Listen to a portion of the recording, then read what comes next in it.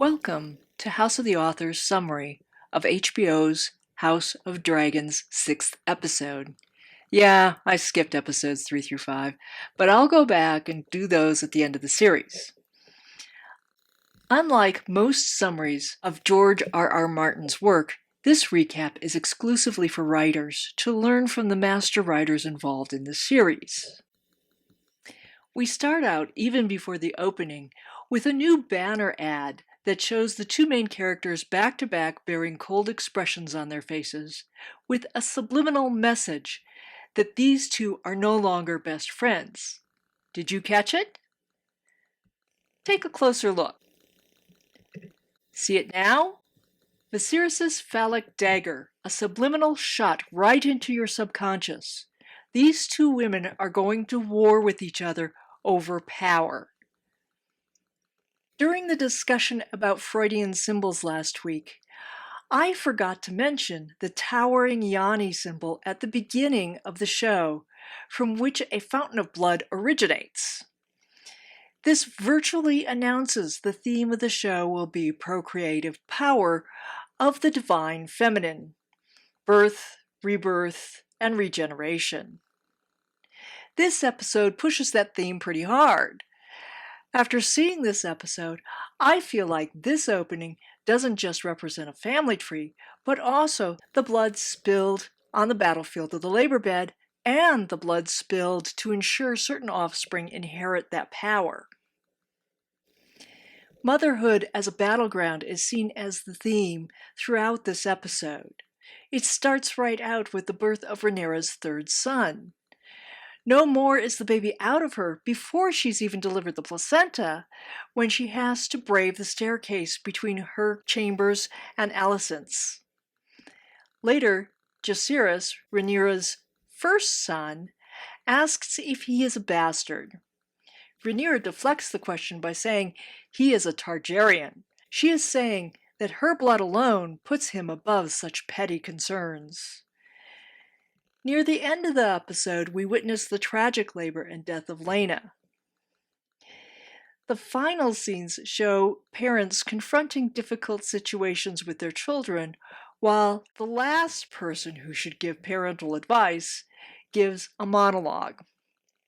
Lady Laena's dragon, Vhagar, was one of the 3 dragons that the original Targaryen king Aegon I conquered Westeros with, over 100 years prior to the events of this show. She's the oldest, largest, and fiercest dragon currently in existence. You might recall 12-year-old Laena asking the king about her whereabouts in episode 2. Vhagar initially belonged to Visenya. Her rider before Laena was Baelor the Brave, father of Viserys.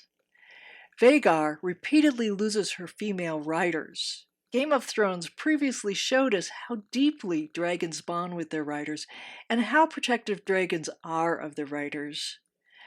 We've seen how they suffer when their riders die. It kind of feels like Vhagar is the third mother to suffer in this episode. This episode skips over 10 years and enacts like a second premiere. It reintroduces all the main characters and how they have changed. For one thing, the 2 teenagers from the last episode have matured and become very different adults. The initial ultra-long 8-minute shot gets us used to the new dynamic between the women. Everything Alicent does seems to be about exerting her power. No sooner has Rhaenyra produced her son than Alicent commands to see the child, even before the umbilical cord is cut and the afterbirth delivered. It's immediately obvious Rhaenyra doesn't trust Alicent. So little trust, in fact, that she takes the baby across the Red Keep and up the crowded staircase to Alicent herself. Rhaenyra, at the beck and call of anyone, let alone Alicent, is definitely a change from the punk rock authority-be-damned teenager she was previously. But adult Alicent is the real shocker. Kind, if somewhat manipulative, Alicent has bloomed into a poisonous flower. Our first sight of her is her haughty stance by a window as a servant puts the finishing touches on a new, regal Targaryen black and gold dress. She acts as though she is shocked to see Rhaenyra out of bed, like she wasn't the one to command the baby be brought to her. While Viserys holds the baby, Alicent checks out the infant's hair color. When she returns the baby to Ser Lenore, sooner or later you may get one who looks like you.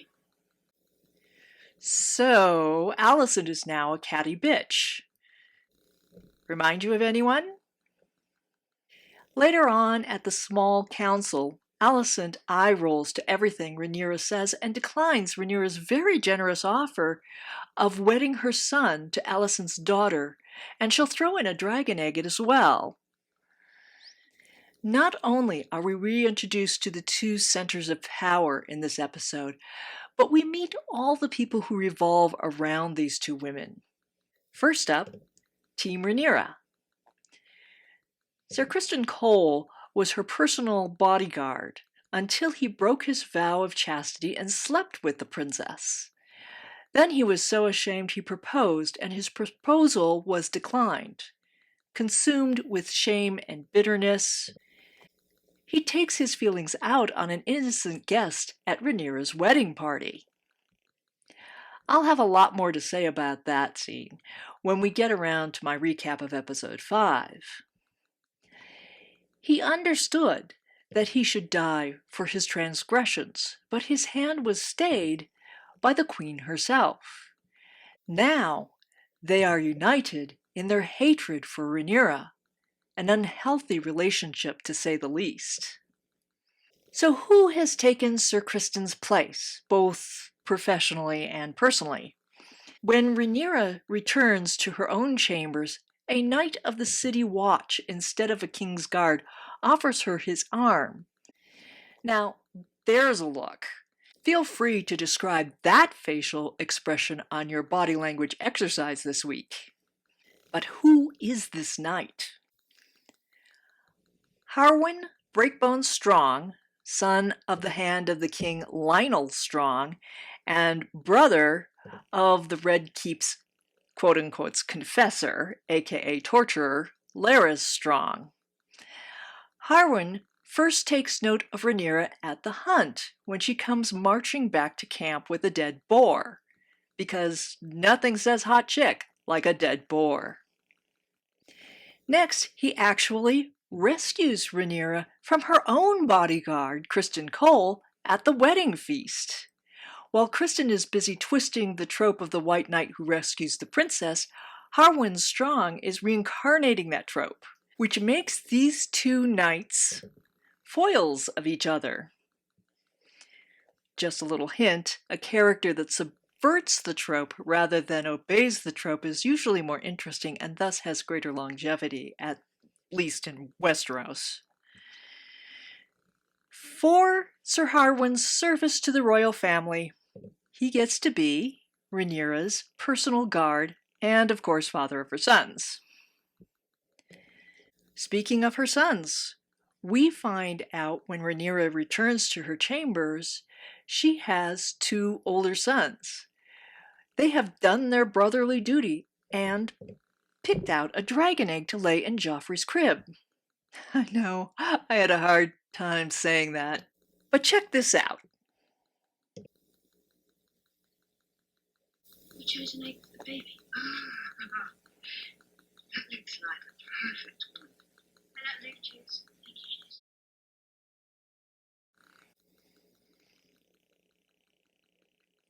Did you catch that save the cat moment as the older brother Jace stops his younger brother Luke from burning his hand on the egg? That tells you what kind of brothers these are. Meanwhile, on Team Alicent, we have Sir Criston Cole. When Alicent asks, "Have I lost my sanity, Sir Criston? Do my senses lead me astray, or is everyone else asleep dreaming the same woolly dream?"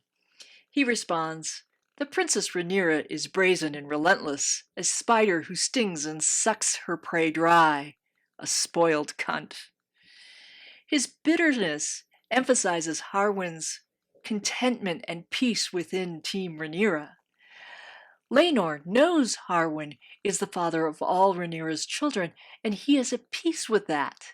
He even introduces Harwin to his new son, and then takes the two older boys to the dragon pit so Rhaenyra and Harwin can have a moment alone with their new son. Then there's Alicent's two boys. Check out how Alicent's boys are introduced compared to Rhaenyra's. We have a surprise for you. What is it? Something very special. You're the only one of us about the dragon. Indeed. And we felt badly about it. So, we found one for you. A dragon. How? The gods provide.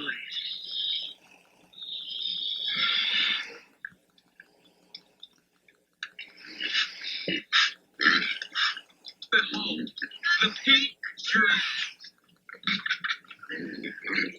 Be sure to mount it carefully. First flight's always rough.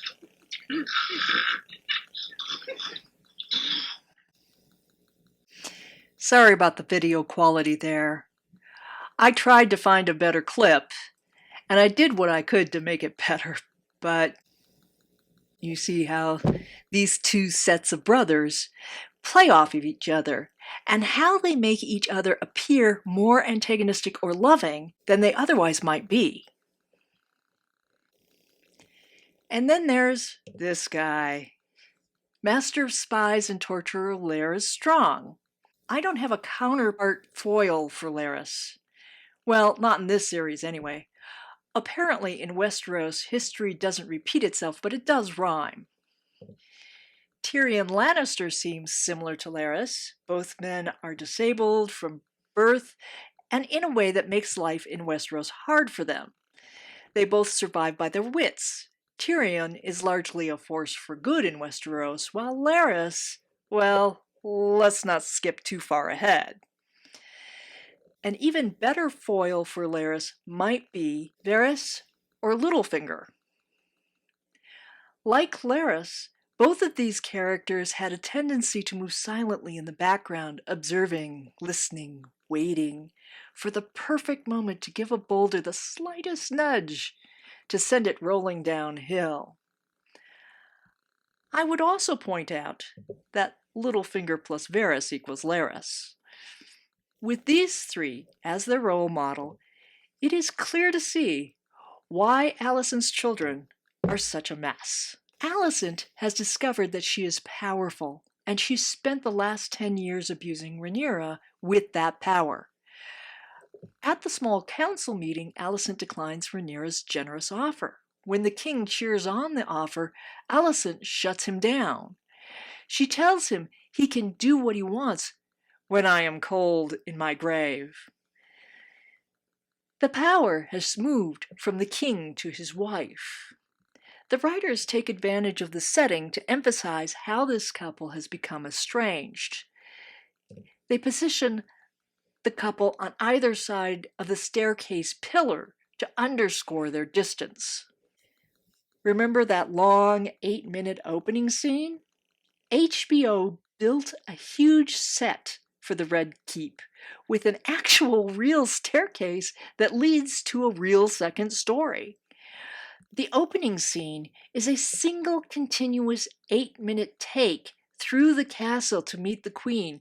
It's a long, painful walk up a crowded staircase to deliver the kid to the king and queen and garner empathy for Rhaenyra. Staircases represent ascension or descension in status of some sort. In Rhaenyra's case, I feel like this foreshadows her ascension to the throne. To get to the Iron Throne, she will have to ignore her pain and climb relentlessly to meet Alicent and do combat with her. Nothing says foreshadowing like a child who can see the future.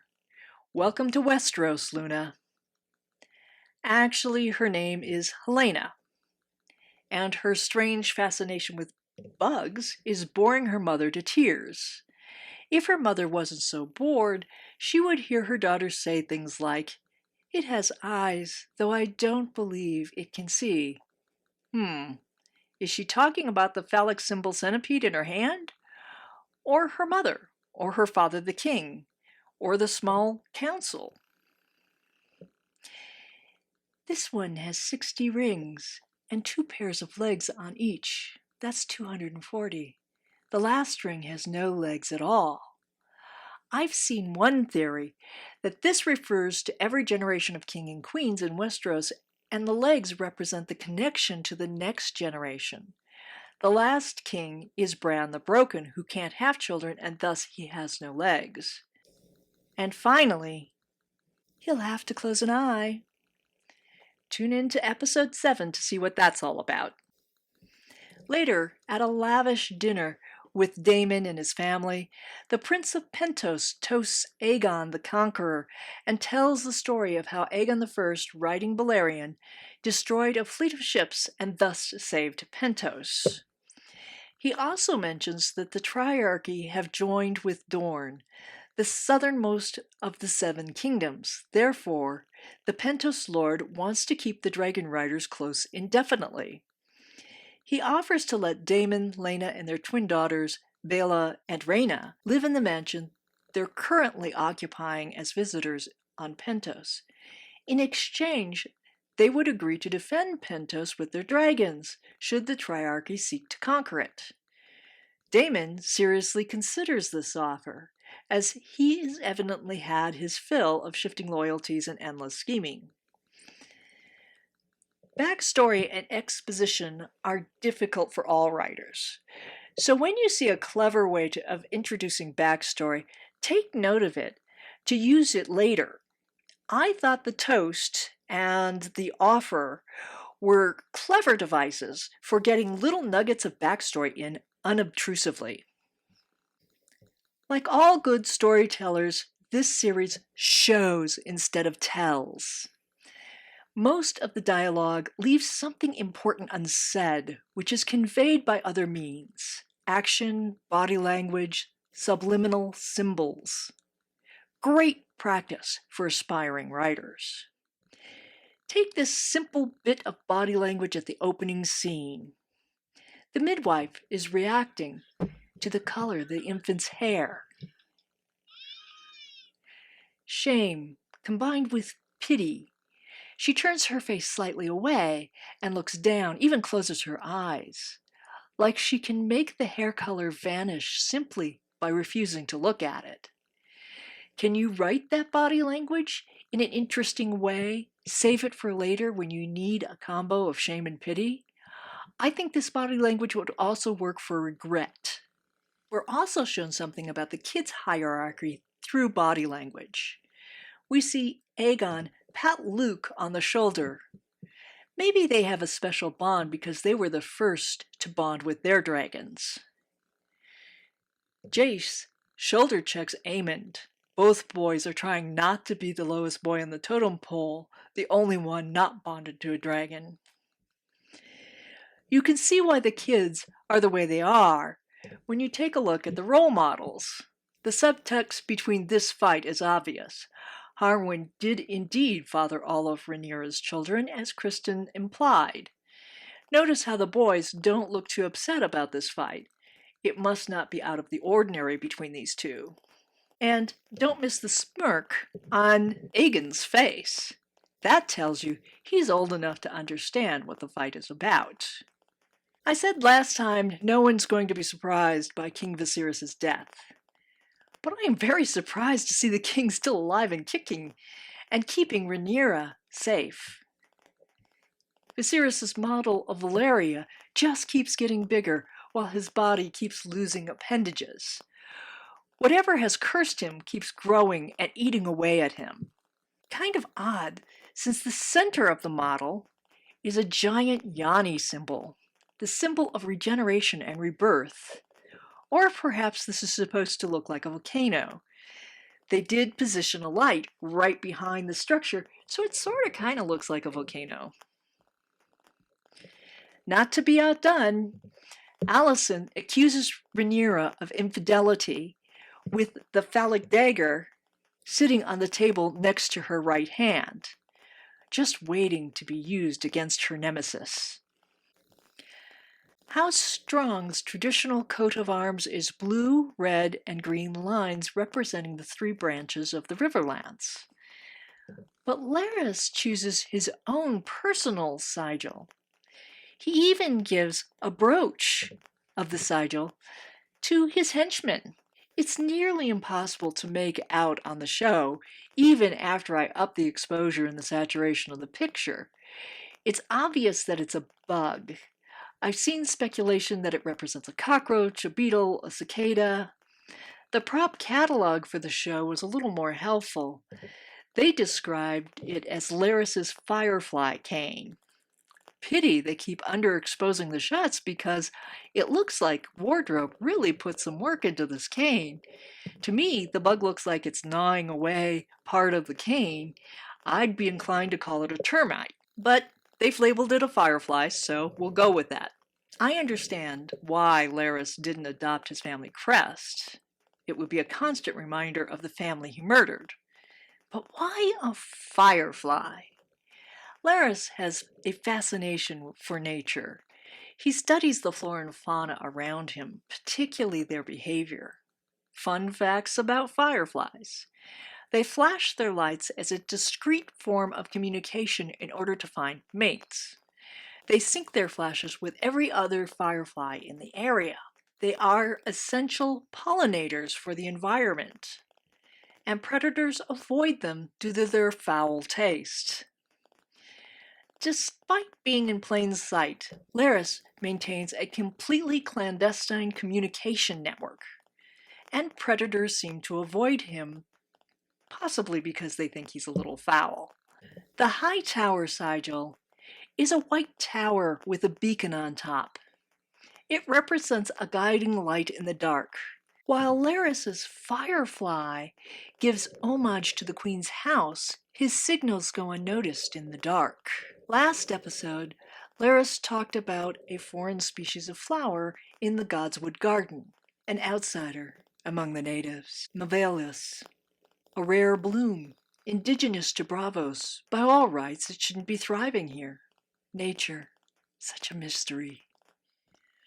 This episode, Larys gives the final monologue to a montage of all the family situations. What are children but a weakness, a folly, a futility? Through them you imagine you cheat at the great darkness of its victory. You will persist forever, in some form or another, as if they will keep you from the dust. But for them, you surrender what you should not. You may know what is the right thing to be done, but love stays the hand. Love is a downfall. Best to make your way through life unencumbered, if you ask me. While he speaks this monologue, he plucks a red bloom from a flower arrangement in Alicent's chambers. Alicent realizes he has murdered his father and brother at Harrenhal. Alicent says, "I did not wish for this." Larys, I feel certain you will reward me when the time is right. At that point, we realize the red bloom he's spoken about thriving where it should not be is a metaphor for himself and not for Alicent, as he led her to believe in the Weirwood. Larys has been transformed from a pathetic disabled creature to a dangerous, powerful foe. So let's talk about the Red Keep's vermin problem. In episode 4, we see mice nibbling on the skull of what was once the realm's strongest dragon, Balerion, also known as the Black Dread. In the background, Rhaenyra races through the passages on her way to her ill-fated date with her uncle. Meanwhile, another mouse looks down on Alicent from Viserys' bed frame as she gazes up at the ceiling after sex with the king. By episode 5, the brazen mouse is lapping up Joffrey Lonmont's blood following the disaster of the engagement party between Rhaenyra and Lenore. Finally, in this episode, we see our intrepid mouse actually cruising down the mantle in the king's bedroom. For the first time, someone notices the mouse, and surprisingly, it's the king. Viserys suffers from an unnamed disease that has been referred to as the rot in the books. The king is left in constant pain, which adversely affects his mood and reduces him to drink wine in order to alleviate his suffering. Everyone thinks he is blind to Rhaenyra's infidelity due to age, drunkenness, or parental love. But when Alicent confronts him with these allegations, the king says, "The consequences of an allegation like the one you toy at would be dire. Do not speak of it again." Love has not blinded him. He sees more than Alicent does. He has sat the Iron Throne long enough to understand every act has consequences. King Viserys' disease may have taken his skin, his hair, and a hand, but he still has his sight. If Viserys were to admit that Harwin fathered Rhaenyra's sons, Rhaenyra's reputation would be destroyed and the king would have to strip the boys of their titles. Alone in his chamber, Viserys kisses Aemma's ring. He cherished her and still misses her. Rhaenyra is all that Viserys has left of Aemma. Viserys swore on Aemma's memory he would maintain Rhaenyra as his heir and ensure that she ascends the Iron Throne. This is his self-imposed penance for pushing Aemma to her death. He'll do whatever he can to protect their daughter and give her the legacy as the rightful Queen of Westeros. Admitting that Rhaenyra and Harwin's affair produced her 3 sons would severely compromise Rhaenyra's claim to the Iron Throne, so Viserys must turn away from that fact and keep others from repeating the damaging truth. Viserys' slow but relentless decay is symbolic of the state of the realm under his lie. The mice's persistent presence in the Red Keep represents a state of corruption and decay. They highlight Viserys' and Rhaenyra's deliberate blindness to how the legitimacy issues surrounding the Targaryen children will eventually tear the realm apart. The fact that Viserys finally sees one of the mice, but chooses to do nothing about it, hints at his follies as king. He is not blind to the truth, but he is incapable of effectively addressing the needs of the realm. I warned you to pay attention to the Game of Thrones fashion sense. Colors on clothing and in the background that are consistently surrounding a character are usually a clue to their intent. And I think I've uncovered something due to these color designations. So let's talk about how colors affect us. They affect readers emotionally, psychologically, and occasionally even physically, often without their awareness. We react most emotionally to the color red. Red represents blood and our fear of death. However, red can also foreshadow hope, love, sex, and sensuality. Our blood pressure rises when we see a lot of red. Meanwhile, blue has a calming effect. You can use different colors as symbols to elicit certain emotions, build cohesion and harmony, or emphasize conflict and tension. Call attention to significant details in a scene, set the tone or create a mood for a scene, represent character traits, or show change in the arc of a story. Although colors do have associated conventions, it's not dogmatic. For example, in The Sixth Sense, M. Night Shyamalan used the color red to represent fear, dread, and foreshadowing, whereas in Pleasantville, David Lynch uses red to represent hope, love, and sensuality. Also note that the flower Laris uses as a metaphor is red. Red stands, therefore, for love, passion, violence, danger, anger, and power. Pink emphasizes innocence, sweetness, femininity, playfulness, empathy, and beauty. Orange or gold represents warmth, sociability, friendship, happiness, youth, or something exotic. Yellow emphasizes madness, sickness, insecurity, obsessive behavior, idyllic thoughts, and naivete. Blue is cold, stresses isolation, is more cerebral and melancholy than the other colors. It's often seen with passivity and calmness. Green emphasizes nature, immaturity, jealousy, corruption. It's somewhat ominous and can be dark and dangerous. And purple has an association with fantasy, the ethereal, eroticism, with illusions, with the mystical, and it can also be somewhat ominous. Not just single colors have an effect on the reader and audience, but colors in a certain combination have different effects. So real quick, let's review the color wheel. There are 3 primary colors, red, blue, and yellow. Mixing primary colors gives you the secondary colors of orange, green, and purple. And then you can adjust how much of each primary color to get a wide range of tertiary colors.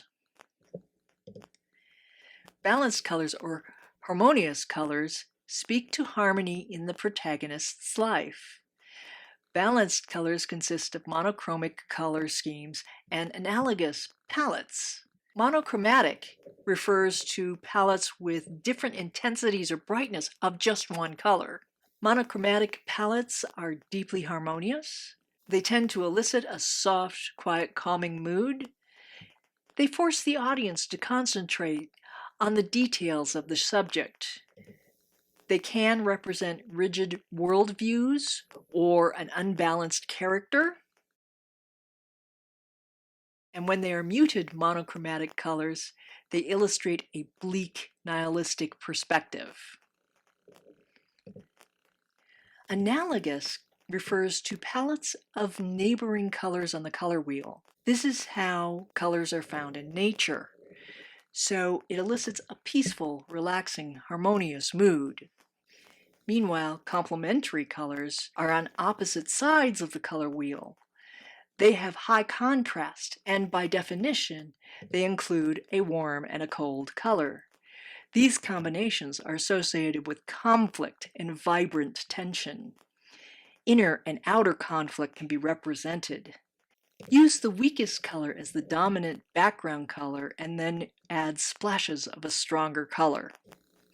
Triadic palettes use 3 equidistant colors around the wheel, like the primary colors red, blue, and yellow.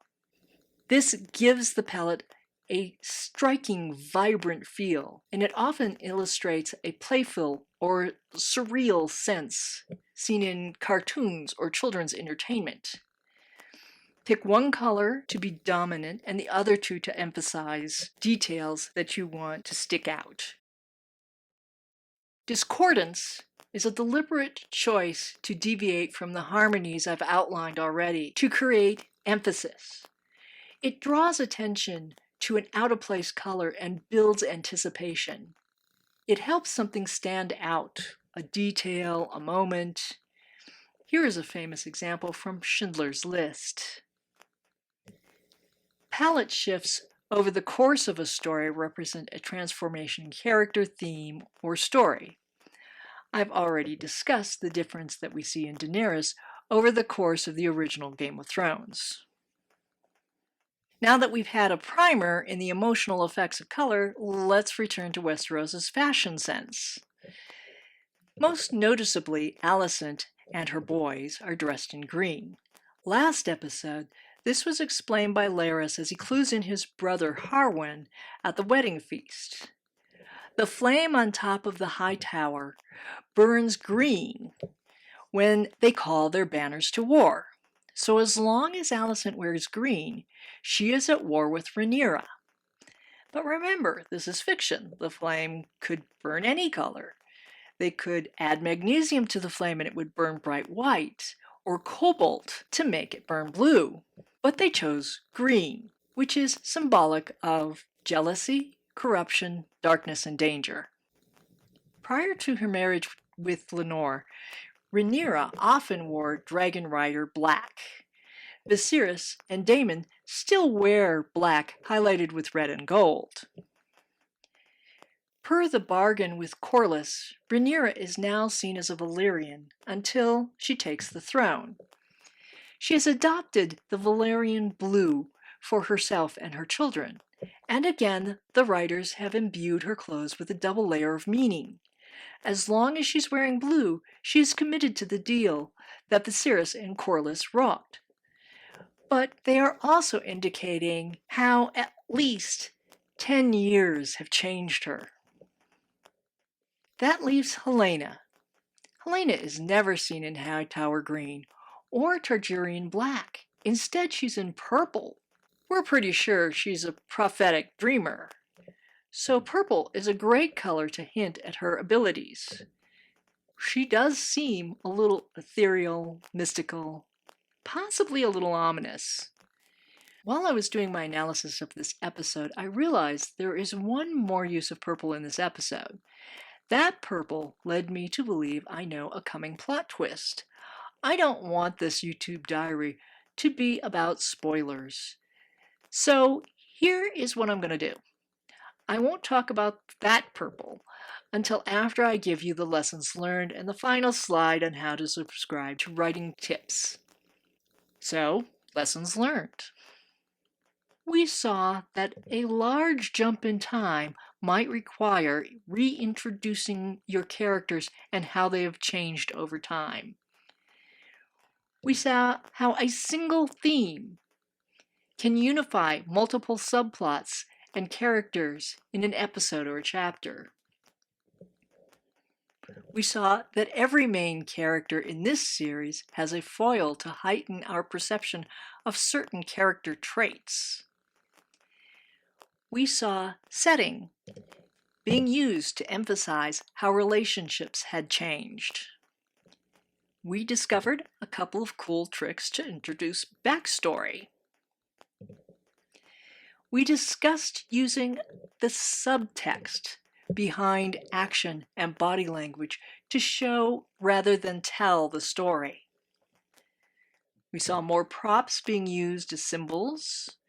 We discussed two metaphors working together to strengthen each other.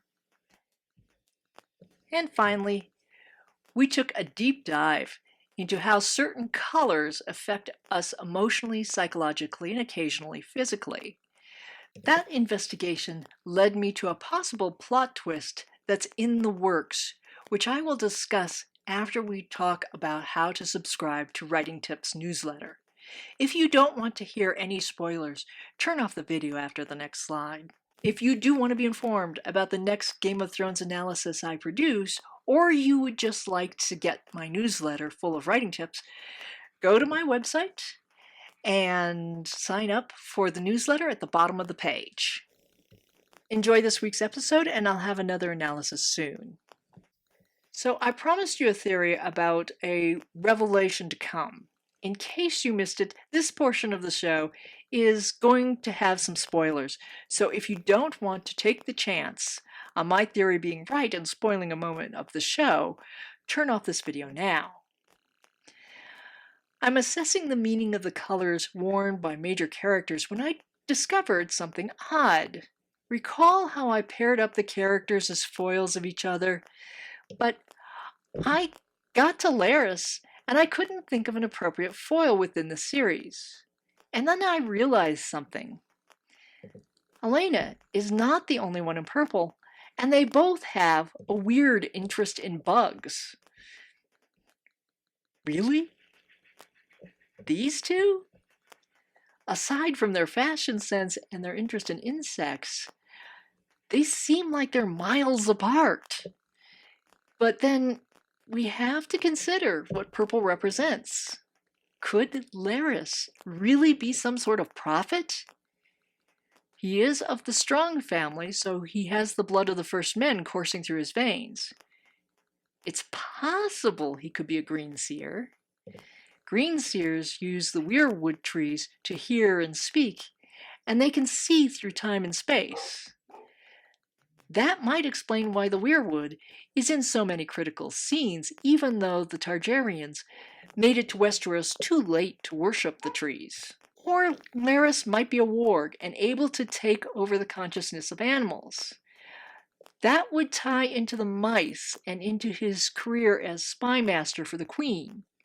And it would explain how Larys knows about the tea, a sort of morning after pill sent by Rhaenyra's father. Holy cow! Larys might be closer to Bronn than to Littlefinger. Then I considered the lightning bug's sigil on his cane. If Larys can see the future like the Targaryen dreamers, does he know there is a great darkness coming? Is he actually trying to fight that darkness with little nudges here and there? It seems laughable given the murder of his family. But then, even a small flickering light on an otherwise dark night gives us hope. I believe I'm the only one who came to this conclusion by the use of color, but several other people have come to the same conclusion using other methods. One of the best analysis of this potential plot twist is in the link below this page. I hope I've given you something to ponder. Until next time.